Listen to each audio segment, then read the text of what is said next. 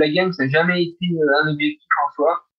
J'ai du mal vraiment à mettre ça en moi, de me dire je viens pour la gagne, parce qu'il y a tellement d'incertitudes, c'est tellement dur, il faut quand même être un peu humble et puis ça me correspond pas. Je pense que c'est plutôt néfaste et nuisible de me dire de se lancer un objectif comme ça que de me dire voilà je mets toutes les chances de mon côté, j'essaie de bien me préparer, je fais tout nickel et puis comme ça je vais essayer de faire le parcours, la boucle le plus rapidement possible et ensuite on verra le résultat. Et de cette manière-là, ça fonctionne plutôt bien, mais de trop ancrer les choses dans un résultat, dans un milieu de compétition, de stress et tout, ça c'est pas du tout bénéfique pour moi.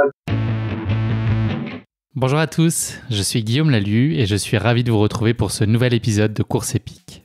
J'ai aujourd'hui le plaisir et le privilège de recevoir l'une des figures majeures du trail français, en la personne de Xavier Thévenard, et je dois bien avouer que je rêvais de pouvoir vivre et de vous proposer cet échange depuis le premier jour du podcast. Notamment triple vainqueur de l'UTMB et aujourd'hui seul détenteur du Grand Chelem sur l'UTMB grâce à ses victoires sur les 3 autres courses que sont l'OCC, la CCC et la TDS, Xavier est un trailer au palmarès exceptionnel, doublé d'une personnalité d'une grande simplicité, fortement attaché à la nature et sincèrement engagé pour la planète.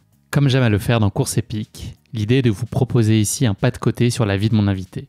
Je vous invite donc à remonter le temps avec moi et à venir vivre les premiers pas de Xavier dans le trail en compétition à l'occasion de sa Transjus Trail en 2010.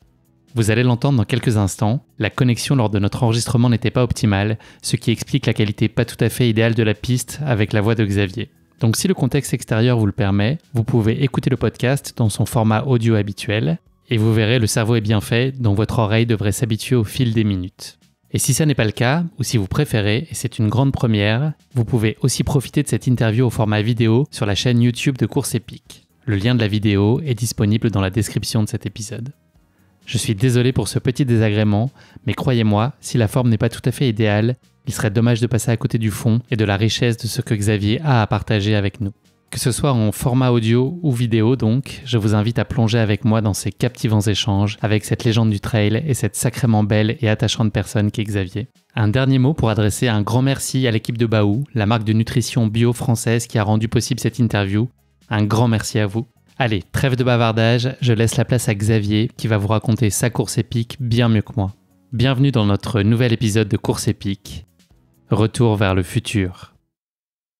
Bienvenue sur Course épique, le podcast running et trail qui vous fait vivre dans chaque épisode une histoire de course inoubliable grâce au témoignage de son invité. Athlète émérite, coureur confirmé ou anonyme passionné, quand la légende d'une course et la destinée d'un coureur se rencontrent, c'est dans Course épique qu'elle se raconte. Course épique, c'est un invité, une course, une histoire hors du commun. Bonne écoute! Bonjour Xavier, je suis ravi de te recevoir dans ce 47e épisode de Course épique. Comment vas-tu ? Bonjour, ouais, ça va, merci, c'est gentil de me recevoir. Eh ben, c'est un plaisir, je dois bien l'avouer. Xavier, avant qu'on s'intéresse plus particulièrement à ta pratique sportive, est-ce que tu pourrais te présenter pour nos 3 auditeurs qui habiteraient sur Jupiter et qui ne te connaîtraient peut-être pas ? Voilà, Xavier Thévenard, j'ai 33 ans, je suis natif du Massif jurassien et puis habitant de la Terre comme beaucoup d'individus. Pour l'instant, pourvu que ça dure.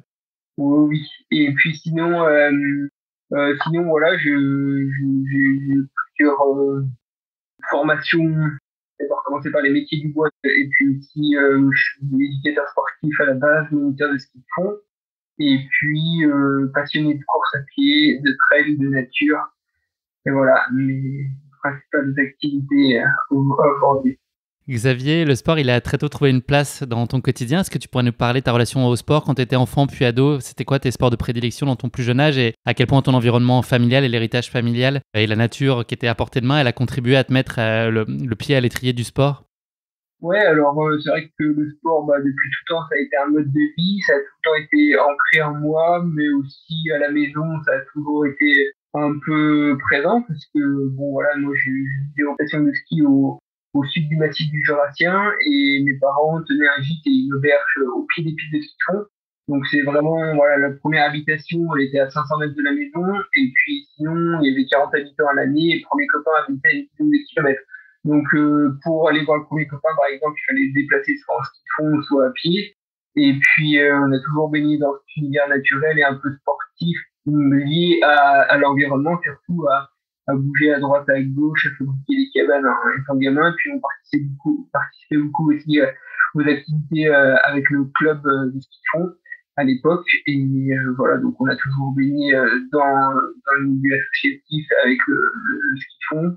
Et on a fait forcément un peu des compétitions étant gamin avec mes frangins et puis avec ma frangine. Et voilà, puis après, c'était l'activité sportive, ça a toujours été voilà le moyen d'amusement, faire des descentes aussi d'hiver, puis de déplacement pour aller voir les copains. Donc c'était de manière ludique. Hein. Nos parents ne nous ont jamais poussé à faire de la compétition ou quoi que ce soit, mais voilà, moi j'ai aimé mettre, on va dire, peut-être un peu plus fait de ça de façon personnelle. Et puis de fil en aiguille, et c'est répercuté par 2-3 résultats. Et puis voilà, donc j'arrive aujourd'hui à vivre de ma passion, mais c'était pas du tout un objectif en soi, pas du tout une finalité, c'était passé comme ça. Et puis voilà, maintenant c'est de m'investir au mieux pour continuer, parce que c'est vraiment agréable de pouvoir vivre de son sport et évoluer dans le milieu naturel surtout. Comment est-ce que s'articule, Xavier, aujourd'hui, au cours d'une année, la coexistence de tes différentes disciplines qui te sont chères? Donc, il y a le ski d'une part et puis il y a le trail de l'autre. J'imagine que c'est deux piliers indispensables de ton équilibre au quotidien. Est-ce que tu peux nous dire ce que tu apportes respectivement l'un et l'autre et en quoi ces disciplines elles peuvent être complémentaires? Ouais, alors c'est vrai que à la base, moi, je suis plutôt du ski de fond. J'ai toujours couru étant gamin parce que l'été, il n'y a pas de neige et l'activité qui se rapproche le plus du ski de fond, c'est la course à pied. Donc en fait, avant on parlait pas de trail parce que c'était pas le terme employé, c'était la course en nature. Et la course en nature avec des bâtons, j'en ai toujours eu fait depuis l'âge de 7 ans, depuis la première fois qu'on était au ski club, 6-7 ans. Et on a toujours fait ça de courir à des avec les bâtons. Et donc c'est quelque chose que j'ai en moi depuis maintenant enfant. Et c'est vrai qu'aujourd'hui, l'activité du ski de fond, c'est vraiment, quand il y a des bons hivers comme cette année, c'est vraiment top parce que il y a plein de bénéfices à en tirer pour son activité de prédilection qui est aujourd'hui pour moi le trail. Mais voilà, on bosse le gainage, on bosse l'aisance gestuelle, l'engagement un peu dans les descentes, la coordination, l'équilibre. En plus, ça met vraiment la caisse. J'aurais tendance à dire un peu plus, ça développe plus la VO2 que de la course à pied, puisque en ski de fond, on utilise vraiment tous les muscles du corps, de haut en bas, et ce qui nous oblige à amener plus d'oxygène dans le corps. Et quand on passe sur le printemps et l'été en course à pied, on a juste à utiliser, on va dire, la partie basse inférieure de son corps, les jambes, alors que l'hiver, on a été habitué à utiliser tous les muscles. Donc j'ai l'impression que c'est plus simple. Après, ça fait. Et en termes de plaisir, c'est des choses différentes, ce que tu ressens? Une fois que tu as fait une session de ski ou une session de course, ça t'a apporté les mêmes choses? Le plaisir, il est différent, mais il est aussi présent à pied qu'en ski de fond. C'est vrai qu'en ski de fond, l'avantage, c'est qu'on est sur un sport porté, donc il n'y a pas d'impact. Musculairement, c'est beaucoup plus facile à encaisser et on peut enchaîner les heures, ce qui permet de mettre le volume aussi. Il y a la sensation de glisse qu'on n'a pas en course à pied. Donc ouais, c'est un plaisir qui est différent, mais qui est vraiment addictif. T'es accro, tu peux nous le dire. On avait remarqué. Ouais. C'est vrai que la course à pied, il faut vraiment, il faut aimer ça. Et puis c'est vrai que c'est une sensation, elle vient pas directement, quoi. Tandis qu'en ski de fond, on peut vite trouver du plaisir au bout de quelques séances avec cette sensation de glisse, quoi. Alors qu'en course à pied, on va dire qu'elle est un peu plus liée au physique puis à l'effort qu'on endure et des sensations de quand ça pousse dans les jambes, qu'on a l'impression d'être bouche fermée et puis que on peut monter n'importe quelle côte et que ça pousse fort dans les jambes, ça c'est vraiment agréable. Et on le retrouve aussi un petit peu en ski de fond, mais c'est un peu différent quand même. Donc ça se complète bien les deux, encore une fois. En termes de choix, si on s'intéresse plus particulièrement au trail, c'est quoi tes critères pour déterminer les courses auxquelles tu vas participer? Est-ce que tu es guidé? Alors, il y a tout, on y reviendra un peu après, mais il y a toute une idée de parti pris et de conviction écologique qui ont un peu réorienté ta façon de choisir tes courses. Au-delà de ça, qu'est-ce qui t'emmène et qu'est-ce qui te permet de déterminer ce planning? Est-ce que c'est une logique de quand même de performance qui prime, d'aller retourner là où tu as excellé, d'aller te mettre, de tester sur des nouveaux formats ou sur d'autres courses que tu connais pas encore? Est-ce que c'est retrouver des copains, être à domicile? Comment est-ce que tu t'arbitres un peu tout ça? Est-ce que c'est tes partenaires qui orientent tes choix aussi? Ou est-ce que tu as les coups des franches pour aller là où ton cœur et tes pieds veulent t'emmener? Alors, c'est vrai que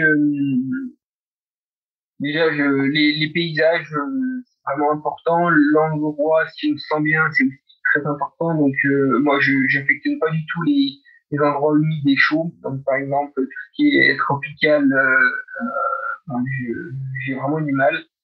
Tout ce qui est chaud, sec, c'est pareil. Comme le Jura, par Et exemple, j'aime tu veux dire? bien, en fait, quand c'est ouais, voilà, humide, un peu frais, voire froid, moi ça me va à merveille. Et puis j'aime bien la verdure, j'aime bien ouais, l'ambiance alpine ou le terrain jurassien. Et c'est vrai que j'essaie de choisir mes courses dans un environnement déjà où je me sens bien, parce que on sait que déjà un ultra trail, il y a pas que du plaisir, il y a des moments où c'est un peu plus dur. Donc si déjà à la base, sans faire d'activité physique, on se sent pas bien dans cet environnement, ben voilà, Ça complique la on tâche. autant choisir un endroit dans lequel on affectionne au niveau des paysages, au niveau de l'atmosphère, au niveau du climat, pour encore voilà, prendre du plaisir le plus longtemps possible sur le parcours. C'est pas le but, on a qu'une vie, c'est quand même de qu'elle soit un minimum, voilà, je veux dire, satisfaisante et plaisante, parce que sinon c'est très chiant, quoi. Est-ce que le format 100 miles aujourd'hui, ça reste ton format de cœur? Ou est-ce que tu prends plaisir aussi à raccourcir parfois ponctuellement et que peut-être tu te destines à le faire de plus en plus? Aujourd'hui, tu l'as dit, c'est difficile et exigeant, évidemment, mais c'est aussi beaucoup de plaisir. Est-ce que c'est là où tu as envie encore de te consacrer majoritairement? Ouais, j'aime bien ce format longue distance parce que elle est un peu différente des autres, elle est un peu décalée.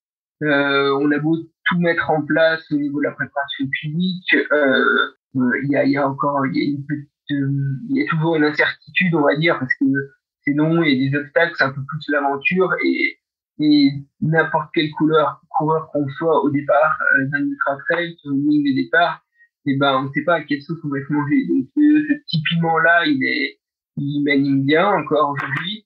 Après, c'est vrai que c'est des épreuves où je me débrouille un peu plus, donc je vais là où ça me convient un peu plus, on va dire.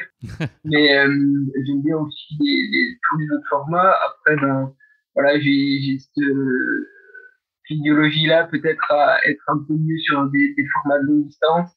Et moi, ça me va à merveille quand on me dit sans borne, j'ai des étincelles et des étoiles dans les yeux. Et c'est ce que j'ai envie de faire. Et puis voilà, mais après en préparation, forcément, on passe par des formats un peu plus courts. Et ça fait partie aussi un peu du jeu. Et puis j'aime bien aussi, hein, l'important, c'est d'avoir que de la satisfaction à la fin de la journée, et puis de cette bien qui répète comme ça après pour les poser. Comme bon nombre d'entre nous ont pu le constater, Xavier, tu es très engagé en termes d'écologie et de préservation de la planète. À quel moment est-ce que tu as pris conscience qu'il fallait que tu changes des choses, notamment dans ton approche, dans tes choix du quotidien, mais peut-être aussi dans des choix de compétition auxquels tu décidais de prendre part? Est-ce qu'il y a eu un déclic? Est-ce qu'on peut parler de ce moment-là? C'est ce que j'ai cru lire? Ou est-ce que c'est de toute façon, compte tenu du contexte dans lequel tu as été amené à évoluer depuis ta plus tendre enfance, est-ce que tout ça c'était des valeurs qui étaient fondamentalement ancrées en toi depuis toujours? Ouais, c'est sûr que le fait d'habiter dans un environnement naturel, d'être éduqué à ce milieu-là depuis la tendre enfance et de vivre dans cet univers, ben, ça permet de prendre conscience de la chance que l'on a d'être entouré de la nature, et puis tout le bonheur que ça nous procure aussi. Et du coup, ben, forcément, on sait que, bah, moi en tout cas, je sais que cet environnement-là naturel, au niveau de la faune, la flore, c'est ce qui fait que je suis épanoui au quotidien. Donc je me dis, à travers mon activité, dans ma vie de tous les jours, j'essaie de faire en sorte que mon impact soit le minime pour pas détériorer cet environnement-là. Et c'est pour ça que il faut, voilà, après il y a aussi dans la vie on évolue, on prend connaissance de certaines choses, on s'informe, là il y a quand même pas mal de choses qui nous tombent sur le nez, les rapports du GIEC, etc. On a conscience de tous les enjeux que ça va provoquer dans le futur, qui nous alertent depuis plus de 20 ans, et puis à chaque fois le corps scientifique a raison sur ce qui va se passer. Et là, on sait déjà avec les derniers rapports du GIEC que bah, ça va pas être chouette et il va falloir être résilient et s'adapter. Donc, de toute façon, c'est pas une question de se dire je fais ça ou je fais ça. Je me dis, bah, voilà, de toute façon, il n'y a plus de choix. Donc, chacun doit jouer le jeu et puis, parce qu'on n'est que de passage sur cette terre. Et c'est très cool quand même que ceux qui arrivent derrière nous, ils arrivent à profiter de tout ce qu'on voit là. Et donc, moi, je me dis, bah voilà, après, le fait de pouvoir prendre l'avion, ce qui a été beaucoup mis en avant, et puis c'était pas du tout à consonance polémique ou à vouloir faire les grands titres, mais c'était juste dans une interview où j'ai dit ce que je pensais, ce que je voulais faire, et puis parce que ça n'avait pas vraiment le sens pour moi d'aller à l'autre bout du monde et puis de faire 15 000 km en avion pour courir 150 bornes. Il y a tellement de choses plus importantes. Je veux dire, voilà, la compétition, tout ce qui va autour, c'est chouette, c'est bien, c'est beau, mais si demain on n'a plus les moyens de courir parce que l'environnement dans lequel on évoluait avant, il est pourri, détruit, il n'existe plus, et ben on pourra plus le faire. Donc autant soigner déjà la base, et peut-être qu'après on pourra continuer ainsi à évoluer et à courir en pleine nature. Donc il y a des choix à faire, je pense, qui sont existentiels. Ça me regarde moi, mes partenaires me suivent, il n'y a aucun problème, et j'ai pas de contraintes ni d'obligation dans ce milieu-là, donc autant s'en passer, quoi. Et puis après, il y a toutes les petites choses que je fais au quotidien qui me semblent banales, parce que je pense qu'il y en a beaucoup en nous qui font ça. Voilà, je pense que t'as plus trop le choix, quoi. Et justement, dans la continuité de ça, et notamment l'initiative récente que tu as mise en œuvre avec ton partenaire On, qui s'appelle À la croisée des chemins, pour encourager la communauté trail à changer certains de ses comportements, est-ce que tu crois qu'aujourd'hui, les changements qu'on doit apporter, ils peuvent être que radicaux? Est-ce qu'on est obligé de trancher dans l'art? Et c'est un peu ce que tu racontes aussi dans ce projet-là. C'est un moment, c'est noir ou blanc, quoi. Tu prends droite ou gauche, il faut y aller, et puis tu assumes ton choix, et c'est comme ça qu'on a une chance de faire bouger les choses. C'est sûr qu'à l'heure actuelle, avec l'inertie qu'il y a, et puis c'est un problème systémique, mais je pense que il faut avoir des choix qui sont forts, positionnés clairement, parce que la faune, la flore, tout, on voit bien, hein, toutes les espèces qui disparaissent, ça attend pas, quoi. Donc c'est là, c'est présent, c'est concret, et on voit bien que si on n'a pas des choix qui sont radicaux, et ben ça met vachement de temps à se mettre en place. Il y a une certaine inertie. Donc moi je pense que oui, des fois il faut passer par là. Il n'y a pas de voie du milieu. Ouais, alors une voie du milieu. Ouais, quand j'entends par exemple la compensation carbone, on se déplace à l'autre bout du monde, mais d'un autre côté, je plante des arbres. Ça me fait doucement rigoler, c'est peut-être pour donner bonne conscience et je me dis, on s'autorise à faire de la merde et puis derrière on va planter des arbres. Je pense que la problématique elle est pas là, on devrait déjà réduire d'aller à l'autre bout du monde pour un tel ou tel réseau. Après il y a peut-être des choix qui justifient plus que d'autres, mais moi je pense que voilà, aujourd'hui d'aller à l'autre bout du monde juste pour ses vacances, c'est pas viable, quoi, c'est pas viable. Tout comme avoir des gros pick-up qui consomment à blinde. Mais ça, aujourd'hui, il y a des lois qui sont faites pour protéger les uns et les autres. On n'a pas le droit de tuer son conjoint, c'est clair et net. Et ben, pourquoi on n'aurait pas d'avoir des comportements qui nuisent l'environnement, la faune, la flore, et même nous, entre nous, parce que forcément, de voir un gros pick-up qui consomme je sais pas combien de litres au temps, indirectement ça nous nuit, et on sait qu'aujourd'hui là où il y a le plus de nombre d'essais dans le monde, en Europe, c'est lié à la pollution, quoi. Donc il devrait avoir des lois dans ce sens-là pour avoir aussi une certaine des besoins qui sont pas superficiels. On n'a pas besoin aujourd'hui, les véhicules, tout ce qui est moyen de transport, c'est fait justement pour déplacer d'un point A à un point B. Il y a plein de manières, il y a des manières on va dire plus saines que d'autres, mais est-ce que c'est très raisonnable aujourd'hui de se déplacer en voiture qui consomme à fond? Ça se pose la question. Je suis pas sûr que ce soit encore très viable, quoi. Xavier, ceux qui te suivent de près le savent déjà, mais tu vis une période qui est relativement délicate en termes de santé, un sujet sur lequel tu t'exprimes de façon très libre. Tu as révélé il y a quelques mois que tu étais positif à la Borrelia, qui est une des bactéries responsables de la maladie de Lyme. Tu as également attrapé l'automne dernier le Covid-19. Bref, tu dois composer malheureusement en ce moment avec une santé qui est assez instable et puis des résultats sportifs parfois un peu incertains. Quand je te lis sur ces sujets, je trouve que tu dégages beaucoup d'optimisme et de sagesse face à cette situation. C'est quoi tes clés pour arriver à remettre ta situation en perspective Est-ce que c'est très naturel et c'est ta façon d'être par essence, ou est-ce que cette résilience, elle s'est aussi développée parce que ça fait des mois que tu dois composer un peu avec ton lot d'examens, d'incertitudes, et que finalement tu t'es renforcé de ça et que tu prends avec beaucoup de recul finalement cette situation que tu malheureusement subis aujourd'hui? Peut-être que c'est un peu naturel en moi, mais après, c'est sûr que ça me froisse. Hein. Là, aujourd'hui, c'est un peu la galère physiquement. Et puis, voilà, les objectifs sportifs cette année sont pas là. Donc, forcément, ça me froisse, ça me perturbe, ça me frustre. Et là, je mets tout en œuvre à l'heure actuelle pour me soigner correctement. Donc, je suis plutôt optimiste par rapport à ça parce que j'ai quand même des personnes derrière qui me suivent, qui connaissent le sujet. Je suis pas mal en rapport aussi avec la sauce Transline. Et Anthony Berthoud qui est lui, micronutritionniste. Et donc j'ai de bon espoir puisqu'en plus mon infection est assez récente par rapport à beaucoup d'autres personnes. Et c'est l'avantage d'avoir fait aussi du sport un peu plus poussé, c'est qu'on a connaissance de son corps. Et moi j'ai bien senti qu'il y avait des trucs qui ne passaient pas là depuis un an. Et oui, après c'est une bactérie qui est vicieuse, Lyme, la Borrelia. Et donc moi j'ai fait une récidive alors que je pensais que j'étais complètement guéri, et c'est en évoluant dans le temps qu'on apprend un petit peu à s'améliorer avec ça. Alors après j'ai bon espoir encore parce que ce que je vais mettre en place prochainement, j'ai encore jamais fait et ça a des très bons retours. Et puis surtout que j'ai vraiment un groupe de personnes derrière moi là qui sont compétents et qui connaissent bien le sujet.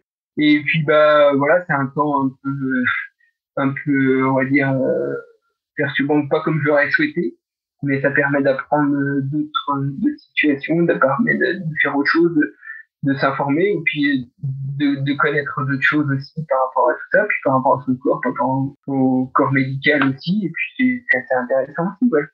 Donc dans chaque situation un peu troublante, mauvaise, pas comme vous l'aurez souhaité, il y a aussi des points positifs, même s'ils ne sont pas nombreux, mais sur lesquels on peut apprendre, et ça c'est intéressant toujours. Voilà, mais ça va revenir. Bien sûr, on le sait, et on est là avec toi, Xavier. Si tu savais ce que tu as vécu donc ces derniers mois, ça conforte, j'imagine, ton état d'esprit qui veut que tu cherches en aucun cas à étouffer ton palmarès à tout prix au détriment de plein d'autres choses, et notamment de la planète, de ta santé. Il vient d'où pour toi le bonheur aujourd'hui en trail, Xavier? Est-ce que ton run de demain matin, il peut avoir la même saveur et te procurer le même plaisir qu'un UTMB ou un titre sur un UTMB? Est-ce que cette pureté-là aussi de ce sport, elle te procure la même satisfaction au quotidien? Ou est-ce que cette adrénaline de compétition est quand même très motrice pour toi? C'est vrai que des moments forts sur des UTMB, de finir une course, c'est gratifiant pour soi, parce que voilà, on vient de se sentir dans la montagne, surtout le partage avec l'entourage, la famille et tout, c'est hyper important. Et c'est vrai que par rapport à, je trouve, un bien qu'on peut acheter, un bien matériel, c'est complètement différent parce que des fois on peut se satisfaire d'un objet, mais cet objet-là, à tout moment on peut le casser, il peut brûler ou je sais pas, et puis on l'a plus en soi. Tandis que l'activité sportive, de parcourir un ultra et tout, c'est vraiment quelque chose, j'ai l'impression qu'on vit jusqu'au fin fond de soi, dans ses tripes, et on le garde en soi jusqu'à la fin de ses jours, et c'est des expériences, des histoires qu'on raconte après. Et c'est ça que j'adore à travers l'activité sportive dans n'importe quelle discipline, c'est que voilà, ça nous marque jusqu'à jamais, et puis après on rigole, on pleure, on a plein de partage, et c'est vraiment top. Et puis c'est vrai que demain, quand je vais courir, voilà, je sais pas si je peux faire des rencontres super vraiment top, qui jouent un line, c'est sûr que ça va être aussi fort peut-être que une victoire à l'UTMB, où voilà, c'est chaque fois différent, mais faut profiter de l'instant présent, quoi. C'est important. Ne pas ressasser dans le passé et puis pas être nostalgique. Je pense que c'est important. Vu l'instant présent, c'est l'essentiel. Merci beaucoup Xavier pour cette introduction. On va passer maintenant à notre rubrique La basket chinoise, qui est un format de portrait chinois qui va permettre d'en savoir un petit peu plus sur toi. Première question de cette basket chinoise, si tu étais un personnage fictif, qui serais-tu, Xavier? Alors, un personnage fictif, mon surnom quand j'étais au lycée, c'était Pépino. Pépino, c'est le petit dans les choristes dans le film avec Gérard Jugnot. Qui a bien grandi depuis, j'ai vu justement en préparant cette interview, j'ai vu la tête qu'il a aujourd'hui, il a beaucoup changé. Ouais. Il est plus tout petit et joue plus. Voilà, les copains à l'époque Encore aujourd'hui, les copains proches m'appellent Pépino parce que ça a resté. Je vois plutôt parce que j'étais, je pense, à peu près les mêmes traits de caractère, un peu calme, introverti, puis assez discret. Donc voilà, on va dire peut-être que c'est celui-là, mais voilà. Ça marche. Et si tu étais un animal, qui serais-tu, Xavier? La tortue, parce que je vais lentement, mais sûrement longtemps, mais longtemps. Et puis, j'adore manger les légumes du jardin, et puis je sais que la tortue est très friande de salade. C'est parfait. Ça fait des points communs. Et dernière question, Xavier, est-ce qu'il y a un sportif ou une sportive qui est source d'inspiration pour toi, donc tout sport confondu, toute génération? Est-ce qu'il y a quelqu'un qui est vraiment une source d'admiration particulière pour toi? Après, il y a beaucoup de sportifs dans leur discipline qui m'inspirent. De la même discipline, forcément, qui gagne, il est très inspirant. Et puis, même François Den. Mais après, ouais, Patrick Béraud, par exemple, sa philosophie aussi, en tant qu'alpiniste. Ouais, il y a plein, qui font un peu marquer leur sport, et puis, qui sont humbles, la tête sur les épaules, et puis, ouais, j'aime bien, quoi. Merci beaucoup, Xavier. Le moment est venu de parler de ta course épique, donc la Transju Trail 2010. Je vais la présenter en quelques mots. Donc cette course, elle trouve son ancrage au sommet des montagnes du Jura, une région qui t'est relativement chère, si j'ai bien compris. Il existe sur cette édition 2010 deux formats de course, donc un format 34 et un format 70 pour un peu moins de 3000 mètres de D+. Le départ de la course de 70 km à laquelle tu as pris part à Xavier était donné à 5h30 du matin de Mout, qui est le site d'arrivée de la mythique transjurassienne. Et ce 70 km qui relie donc Mout à Lamoura est composé à 90% de sentiers et 10% de bitume. Le parcours il est considéré comme plutôt roulant, mais c'est quand même loin d'être une partie de plaisir pour autant, je crois que tu nous le confirmeras. Il est donc relativement conseillé de partir à un rythme mesuré jusqu'à l'entrée de Morbier, car c'est là que la course commence véritablement avec une deuxième partie de parcours qui est assez exigeante. Au-delà du seul parcours, ce qui caractérise la Transju Trail, ce sont les milliers de spectateurs qui encouragent les participants du premier jusqu'au dernier sans qu'une seule seconde les cloches comtoises ne cessent de résonner à travers les montagnes du Jura. Donc ça a l'air d'être quand même une ambiance de dingue, je ne l'ai jamais vécu, mais je pense que tu pourras nous confirmer.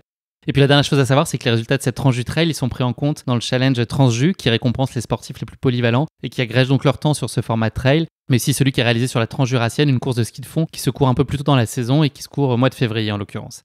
Voilà, c'est quelques petits éléments d'introduction pour nos éditeurs sur la Transju Trail. On va maintenant se frotter à une autre rubrique du podcast qui s'appelle la question qui pique de course épique. Donc voilà, c'est une question très gentiment piège que je pose à mes invités. On va faire un petit bond dans le temps pour cette question qui pique, et plus particulièrement donc en l'an 2010. Cette question qui pique, elle va mettre à contribution ta mémoire, Xavier. Le samedi 10 avril 2010, il est resté dans les mémoires puisque ce jour-là, à 10h41, heure locale, le Tupolev 154 qui transportait le président polonais Lech Kaczynski, je me suis lancé dans la prononciation, s'est malheureusement écrasé lors d'une tentative d'atterrissage sur l'aéroport de Smolensk en Russie, ne laissant aucun survivant parmi les 96 passagers. Ma question qui pique ne sera pas de me citer le nom de son successeur à la présidence polonaise, Xavier, je te rassure, mais de me dire quel autre grand événement s'est produit cette fois en France et plus précisément dans le Doubs, ce soir du 10 avril 2010. Un petit indice, ça te concerne très directement. Le 10 avril 2010. Attends, le 10 avril 2010. C'était un samedi soir. Ah, et tu veux la réponse? J'ai fait quoi le 10 avril 2010? 10 avril 2010. 10 avril 2010. Alors, il n'est pas impossible que tu aies eu un ampli à portée de main. J'avais un ampli à portée de main. 10 avril 2010. Allez, je te le dis, tu étais en concert avec les Happy Bûcheron Band, un concert que tu as joué au Longeville Mont d'Or. C'est possible ça? Est-ce que tu peux nous en dire plus sur ce groupe qui était composé de Charchy, de Mister P, Cam Lebert, tout ça, et d'un certain Pépino à la guitare? Est-ce que tu peux nous raconter en quelques mots, nous parler de ce projet-là? C'était un projet d'études, enfin, c'était un à côté quand tu avais la vingtaine, c'est ça? Ouais, en fait, quand j'étais au lycée, moi j'ai toujours fait un peu de guitare, et puis j'aime bien. Je suis assez fan de rock des années 70. Par exemple, Led Zeppelin, c'est mon groupe favori. Mais ouais, on avait un petit groupe de musique avec les potes du lycée, puis on se revoyait tous les mercredis soirs pour répéter, puis on faisait de la compo. On faisait aussi du ska, du blues, du jazz, on avait des cuivres, et puis c'était top, on s'éclatait bien. Et c'était 10 avril, donc on avait dû jouer à la fête des originaux, c'était un team de ski. Exactement, ouais, c'est ça. On faisait un bal chaque année, et puis on avait joué à ce moment-là, je pense, ouais. Tu joues encore ou pas? Est-ce que tu pratiques aujourd'hui? Ouais, un petit peu, ouais, je joue encore un peu plus tout seul. Après, là, c'est marrant parce qu'il y a 2 ans maintenant, on s'était retrouvés pour les 10 ans, alors qu'on n'avait pas joué depuis, on s'est un peu perdu de vue parce qu'on a toutes des vies différentes, on s'est un peu éloigné. Donc après le lycée, c'était un peu plus compliqué pour se revoir. Et puis on s'est retrouvés là il y a 10 ans, et pour les 10 ans, il y a 2 ans. Et c'était incroyable parce que ouais, à peine de répète, tous les morceaux étaient revenus. Et Tout est puis, revenu. on a joué pour le Festival de la Tarte dans le Haut-Doubs. Et c'était génial, quoi. C'était vraiment top. Et d'ailleurs, on peut retrouver le concert sur YouTube au Festival de la Tarte, 2019, octobre, novembre 2019, quoi, c'était. Et c'était, ouais. Mais en plus, il y avait une ambiance terrible, quoi. C'était génial, quoi. Petit retour sur scène. J'ai même trouvé un MySpace, Xavier, avec quelques morceaux HBB, la télévision, chez les Dupont, tu vois. Je sais pas si ça te parle, mais ouais, ça devait être hit de l'époque. Il faut écouter les paroles. À part Stairway to Heaven. C'était déjà engagé. Ah ouais, militant déjà. Tu avais déjà ça dans le sang. Exactement. Bon, allez, Xavier, on range les amplis et puis on va parler maintenant de ta course épique, la tranche du trail 2010. Merci de t'être prêté à cet exercice de la question qui pique. La tranche du trail, tu l'as fait pour la première fois en fait en 2009, où visiblement tu n'avais pas forcément pris le chemin le plus court cette année-là. Est-ce que tu peux nous raconter cette première participation à la tranche du en quelques mots?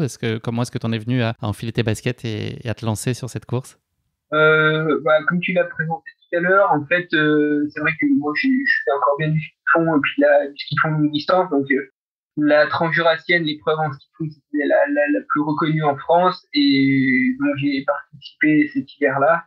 Et ça avait plutôt bien marché. Puis, j'ai vu qu'il y avait un classement qui regroupait la course de la transjurassienne et la tranche du trail. Le classement ça s'appelait le classement transju, un truc comme ça, bref. Et qui jouait sur les 2 tableaux. Et puis je me suis dit, bon, tiens, je vais essayer de jouer ça peut être marrant. Puis j'adorais courir. Puis la longue distance, j'adorais ça aussi. Et c'était pour la première fois, donc je me suis lancé sur 70 km en trail. Et puis bon, je suis parti devant et ça allait plutôt bien. Puis il y avait Dawo Sherpa à ce moment-là qui était quand même à cette époque le grand favori et puis qui gagnait toutes les courses. Donc c'était une belle référence. Puis je me suis retrouvé devant. À un moment donné, oui, je me suis un peu perdu, puis je suis revenu, puis il pleuvait, puis je suis arrivé, je suis 5, je pense, par là. Et puis, ouais, je me suis dit à la fin de la course, plus jamais ça. Et après 2 ou 3 jours de visionnaire. Puis, non, je me souviens que je m'étais inscrit, j'étais en sport-études, donc au lycée à Pontarlier, au lycée professionnel, et puis je m'étais inscrit au lycée devant l'ordi. Et puis, j'étais comme un gamin, j'étais excité à me dire, j'ai quoi, 70 bornes, on verra ce que ça peut faire. Et puis, le lendemain, après la course, je rentre au lycée à l'internat, j'étais déboîté, j'arrivais pas à monter l'escalier. Et puis, les potes, ils t'as foutu quoi, et puis, et puis voilà, bon, après, je l'ai gardé pour moi, parce que je suis pas sûr qu'il allait trop comprendre, mais voilà, j'étais content d'avoir mal aux jambes, et puis d'être défoncé en cours. Défoncé dans le bon sens. Et à tel point que tu en as redemandé et donc que tu es retourné l'année suivante en 2010. Ouais. À l'époque, tu faisais des préparations spécifiques. Est-ce que tu étais déjà dans un programme assez structuré où tu comptais un peu sur tes acquis et sur ta forme générale, ou est-ce que vraiment tu avais déjà un espèce de cadre de préparation? En fait, j'ai toujours fait mes programmations tout seul parce que voilà, le sport, c'est vraiment un mode de vie. Et puis j'aime bien noter, j'ai toujours noté depuis tout le temps, depuis que j'ai 10 ans, tout ce que je faisais au niveau sportif, donc les sorties de vélo, les sorties à pied, machin. J'ai une bibliothèque à la maison, une carnet d'entraînement. Alors à l'époque c'était au papier et puis au crayon, et puis aujourd'hui c'est plutôt de manière informatisée, mais je garde tout, je prends note et j'aime bien analyser, regarder ce qui marche. Donc au niveau de la programmation, on va dire, d'avant-course, c'est moi qui gérais ça, et puis j'ai fait faire ma touche en fonction de mes ressentis, de mon feeling. Et puis aujourd'hui, encore, je continue de cette manière-là. Mais c'est clair que oui, je m'étais 2010, à chaque fois que je vais sur une course, j'essaie de me préparer quand même, parce que le but c'est de prendre du plaisir. Et puis si on y va à l'arrache et sans trop cadrer, on peut vite avoir du mal sur l'événement, donc que ça soit plaisant aussi, quoi. C'est pour ça que j'aime bien cadrer un petit peu. Ouais. Est-ce que tu te souviens à l'époque avec quelle ambition tu t'étais présenté donc sur cette deuxième participation? Est-ce que tu t'envisages, tu y vas pour jouer la gagne et c'est la seule option, ou c'est plutôt pour prendre du plaisir et passer un bon moment à domicile? Bon, c'était plutôt sous forme de, je pense, curiosité. La gang, ça n'a jamais été un objectif en soi. J'ai du mal vraiment à mettre ça en moi, de me dire, je viens pour la gang, parce qu'il y a tellement d'incertitudes, c'est tellement dur, il faut quand même être un peu humble, et puis ça me correspond pas. Je pense que c'est plutôt néfaste et nuisible de me dire, de se lancer un objectif comme ça, que de me dire, voilà, je mets toutes les chances de mon côté, j'essaie de bien me préparer, je fais tout nickel, et puis comme ça, je vais essayer de faire le parcours, la boucle le plus rapidement possible, et ensuite on verra le résultat. Et de cette manière-là, ça fonctionne plutôt bien, mais de trop ancrer les choses dans un résultat, dans un milieu de compétition, de stress et tout, ça c'est pas du tout bénéfique pour moi. Donc j'essaie de m'enlever de ça de la tête, mais des fois c'est compliqué, hein, parce que quand on baigne dans cet environnement-là, et puis bah, les médias surtout, on se met dans cet univers. Après, pour s'en sortir et vraiment savoir ce qu'on veut et pourquoi on est sur cette ligne de départ et pourquoi on fait ça, et ben, il faut pas l'oublier et bien s'ancrer, se mettre dans son camp pour arriver nickel et enlever toutes les incertitudes sur la ligne de départ. Xavier, ça y est, nous sommes le 6 mai 2010, machine arrière, 5h30 du matin, les conditions sont plutôt favorables avec un thermomètre jurassien qui affiche fièrement les 13 degrés, tout ça est véridique, j'ai retrouvé les archives de la température. Ce jour-là, tu t'élances donc sur les sentiers de la tranche du trail. Est-ce que tu peux nous parler du début de course? Je crois qu'il y a un passage par le tremplin de Chauneuf qui a l'air d'être un sacré morceau. Comment se passe en tout cas cette première moitié de course? 2010, grand beau, je crois que il est beau, peut-être un peu de pluie sur la fin. Ouais, première début de course plutôt bien. Je crois que c'était assez linéaire sur la fin. Je crois que Arnaud Pérignon, qui gagne à ce moment-là, avait pris un peu d'avance à Morée, puis peut-être dans la montée en allant en rousse. Et à l'époque, on finissait à l'Amoura, au lac de l'Amoura. Et je reprenais un peu de temps sur la fin. Et finalement, je crois que j'étais pas si loin. Et puis c'est vrai qu'à l'époque, Arnaud, c'est quand même la référence. Il y avait 4 marathons du Mont Blanc. Et le mec qui gagnait tout dans le coin. Et puis qui faisait des bons résultats au niveau national. Donc, j'étais content de finir deuxième pas très loin de lui, quoi. Oui, c'est ça, vous avez été à 2 minutes à peu près d'intervalle sur les différents points de passage. Je crois que tu as dépassé aux rousses Lucas pour aller chercher donc la deuxième place et tu termines donc ce 70 km à une prometteuse deuxième place et après 6h31 minutes d'effort. C'était quoi ton sentiment à l'issue de ce qui a été... Est-ce qu'on peut dire que c'est ta première performance de référence en trail ce jour-là? Ouais, alors ça c'était mai. Après, j'ai dû faire le trail de la vallée du Joux, je crois, donc c'était avant. Ah, j'ai dû peut-être faire le trail de la vallée du Joux avant, après la tranche du trail. Et puis ensuite je gagne la CCC en août. Mais ouais, si c'était, je voyais que l'effort me correspondait bien et puis je me mettais en confiance. Je bien ce type d'effort de longue distance à pied avec des dénivelés. Et puis j'étais content, je pense. J'étais content et puis c'est parfait. Est-ce que pour toi, il y a eu un déclic ce jour-là? Est-ce que ça t'a conforté? On va revenir sur la CCC juste après, mais est-ce que tu as l'impression que ça a révélé des choses particulièrement ce jour-là? Ou est-ce que c'était là aussi une continuité, une exploration? Finalement, c'était plutôt de la découverte course après course? Je pense que c'était une continuité. Puis très franchement, là, c'était 70 bornes donc en 2010. J'avais quel âge? 21 ans par là. Ouais, c'est ça. Et ben, en fait, quand j'étais gamin, quand j'avais 15, 14 ans, j'adorais la longue distance à pied. Même, je me souviens de faire des trucs. Le but, c'était de découvrir des endroits sur le plateau de Retors, là où je suis natif. Et puis, à la fin de l'année, à la fin de l'été, après les grandes vacances, avant de retourner en cours, je me disais, je fais une fois tous les endroits dans lesquels je suis passé dans une seule journée et je rentre à la maison et puis comme ça je peux attaquer les cours et être un peu plus posé, quoi. Et les cours est un peu chiant. Et puis et donc du coup c'était un peu mon rituel de fin de grandes vacances, de faire une grande boucle à pied. Et je pense que quand j'avais 13, 14 ans, j'ai déjà eu fait des 50 kilomètres, mais sans vraiment le savoir parce que j'avais pas de montre, j'avais pas de... Si j'avais peut-être une montre, mais j'avais pas toutes ces formules de GPS et tout, etc. Donc ça, difficile d'évaluer, oui. Difficile d'évaluer, mais après, ouais, j'ai bien fracassé.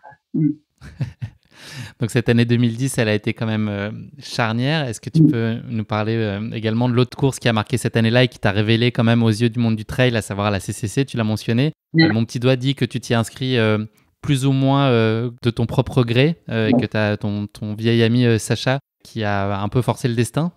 Ouais, alors c'est vrai qu'il est natif de Valorcine, donc il voulait faire ce CCC. Et donc du coup, il m'a dit, allez, viens, on l'a fait ensemble. Et puis, allez, ok, c'est parti. Puis c'est lui qui a fait les démarches pour nous inscrire. Et puis on est parti donc ce jour-là ensemble, sous la pluie battante. Et l'idée, c'était vraiment qu'il n'y ait pas de frustration chez ni l'un, chez ni l'autre. Donc chacun, on partait ensemble. Et puis après, s'il y en a un qui était mieux que l'autre, ben, il partait devant. Et puis on faisait notre tour. Donc, moi, ce jour-là, ça allait un peu mieux que lui. Et puis, je suis parti un peu plus devant, voir ce qui se passait. Et en fait, j'ai remonté petit à petit. Et puis, à la fin, je me retrouvais à 4, 5, 4, 3, 2. Et puis, je double 5e mieux dans la descente de la Flégère. Je m'attendais pas du tout à gagner. Puis, voilà, c'était passé comme ça. Mais il faut dire que les conditions étaient tellement dantesques et bien jurassiennes que ça nous paraissait qu'on allait sur 1h50 de cours, je crois que vous avez eu 10 heures de flotte, donc c'était pas mal, quoi. Donc Xavier, cette victoire sur la CCC, elle a eu pour conséquence évidemment de te concentrer l'attention en tout cas et de te révéler aux yeux du monde du trail, j'ai dit tout à l'heure. Est-ce que c'est, j'imagine que non, mais c'est pas du tout une démarche que tu souhaitais, enfin, ça a créé pas mal d'intérêt, notamment de la part de partenaires. Est-ce que tu courais pas après ça, c'était plutôt pour toi peut-être l'opportunité de mieux vivre cette passion du trail ensuite, ça t'a ouvert cette possibilité-là? Ouais, alors c'est vrai que derrière, ça m'a ouvert pas mal de portes. J'ai intégré le Team Avix à l'époque. On m'a rencontré pour savoir si j'étais prêt à intégrer une équipe et un peu plus professionnelle. Et je me suis dit, ouais, pourquoi pas essayer. Après, je sais pas où ça allait m'amener, mais j'aime bien l'aventure, donc autant essayer. Puis après, voilà, si ça marche pas, ça marche pas. Hein. Je pourrais toujours aller courir le matin, c'est bien ça l'essentiel. Et si ça marche, voilà. Puis là, c'est vrai que j'ai rencontré pas mal de personnes. J'ai appris des choses, j'ai changé beaucoup de choses. Et puis, en fait, le but en soi, c'était, voilà, là où j'aime bien rechercher une cantonner, c'est par rapport aux sensations que ça peut procurer. Et c'est vrai que quand tu fais beaucoup de choses bout à bout, que ce soit lié à la nourriture, à la récupération, à la santé de manière globale, au physique, au mental, et ben tu peux trouver toujours des sensations qui sont meilleures. Et moi, ce que j'aime, c'est essayer de rechercher, faire en sorte que mes sensations à pied elles soient le meilleur possible. Et ça, ça se répercute indirectement sur peut-être des résultats, etc. Et puis c'est ça qui est cool, c'est de pouvoir pousser son corps et se dire, hein, putain, j'arrive à aller jusque là-bas en courant, ça fait 100 bornes, et puis sans rencontrer vraiment plus de difficultés. Ça, de la douleur, certes, mais qui est facilement abordable, facilement gérable. Et c'est ça qui est vachement intriguant dans l'ultra-trail, c'est la connaissance de ton corps. Et c'est vrai que toutes ces années-là, avec le Team Avix, par exemple, ça m'a fait grandir et apprendre beaucoup de choses et certainement progresser et certainement avoir des bons résultats derrière. Est-ce que dès cette victoire, tu as su que tu aspirerais à aller sur des formats encore plus longs? Est-ce que c'était la suite logique et naturelle pour toi ou tu n'étais pas du tout dans cette projection-là à ce moment-là? Si, alors c'est vrai que le Tour du Mont Blanc, par exemple, c'est vraiment quelque chose que je voulais faire un jour parce que c'était une course c'est incroyable, quoi. Le Tour du Mont Blanc, 4 pays, 3 pays, traverser 3 pays. Et puis, Chamonix, la capitale de l'alpinisme, tout ça, il y avait c'est une course qui était mythique. Et je voulais savoir si j'en étais capable. Donc, ouais. On a la réponse. On a bien vu. Donc voilà, en 2013, premier essai, et puis c'est bien passé, je remporte la course, mais je ne m'attendais pas du tout à ça. Et voilà, quoi. La belle surprise. Si j'avais parlé avec Xavier Thévenard du 27 août 2010, donc le jour de cette CCC en fin de journée, et je lui avais parlé de son palmarès 11 ans plus tard, est-ce qu'il m'aurait cru, ce Xavier Thévenard? Tu m'aurais dit tu bluffes, Guillaume, tu me racontes n'importe quoi? Je coche pas les courses. C'est vrai que c'est des moments incroyables, et puis on aura tout le temps de revivre ça, parce que c'est beaucoup d'émotions. Après, moi, je coche à chaque fois, mon rituel, c'est de voir tous les sommets jurassiens dans l'année. c'est mon seul objectif, on va dire. Mais ouais, non. T'aurais imaginé ça possible d'être aussi au top niveau de ta discipline pendant autant de temps et de signer toutes ces victoires majeures au-delà de tout le plaisir que tu as sur des courses peut-être moins exposées ou de ton simple run? Est-ce que c'était envisageable? Ouais, bah, après, là où il faut remettre les choses dans leur contexte aussi, c'est que certes, il y a 10 ans et il y a 8 ans, c'était pas le niveau qu'il y a aujourd'hui. Donc moi, je suis peut-être arrivé aussi à un moment où bah, il y avait moins de densité. Bon, voilà, j'avais certainement des capacités physiologiques pour être bon sur du long. Et c'est bien passé. Mais aujourd'hui, on met souvent cette identité-là d'avoir remporté toutes les courses du Mont Blanc, la TDS, la CCC, et ainsi de suite, les 90 du Mont Blanc. Mais voilà, bah alors c'est cool, c'est bien passé pour moi, parfait. Mais certes que je pense qu'il y aurait la densité de maintenant sur les courses il y a quelques années en arrière, je suis pas sûr que ce serait passé comme ça, quoi. Et donc voilà, c'est des fois il faut être là au bon moment, et puis moi c'est bien passé. Et puis bon, c'est sûr que de faire plusieurs résultats sur plusieurs années, ben on peut montrer qu'on se débrouille bien et puis qu'on a une certaine une bonne programmation, on va dire. Mais voilà, après, moi aussi, il y a une part de chance, parce qu'on se la procure, la chance. Soit c'est nous qui mettons les choses en place pour se procurer de la chance et puis du bonheur, mais un bon alignement, on va dire. Un bon alignement, et puis c'est fait ainsi, voilà, je sais pas. C'est le hasard de la vie. Heureux hasard.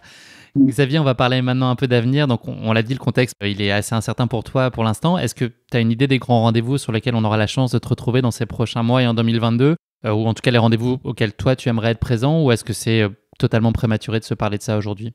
Alors, non, c'est pas prématuré, parce que je compte bien l'année prochaine être présent, et puis faire des courses, des longues distances, de refaire un ultra correct, rapide, avec des bonnes sensations, ça me manque plus que tout.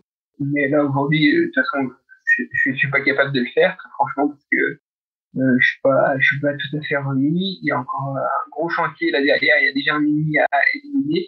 Donc là, par rapport à ça, je suis plutôt, on va dire, confiant, optimiste, parce que j'ai vraiment un super réseau et vraiment un bon appui. Donc ça va sortir.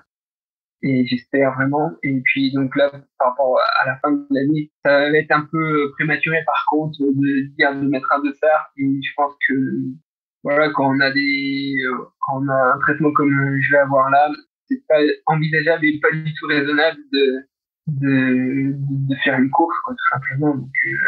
Donc franchement, d'ici la fin de l'année, je pense pas que je pourrais mettre un dossard, quoi. À plus long terme, est-ce qu'il y a une course ou un défi ultime dont tu rêves et que tu as envie de vivre et que tu n'aurais pas vécu jusqu'à maintenant?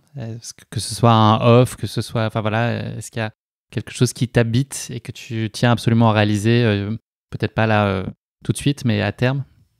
C'est vrai que des projets off, il y en a plein qui me traversent l'esprit. Là, j'en ai deux qui me viennent à l'esprit, plutôt en hiver et en été.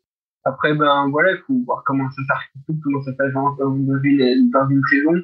Mais c'est vrai que je préfère donner la priorité aujourd'hui aux courses, parce que c'est ce qui me fait vibrer aussi.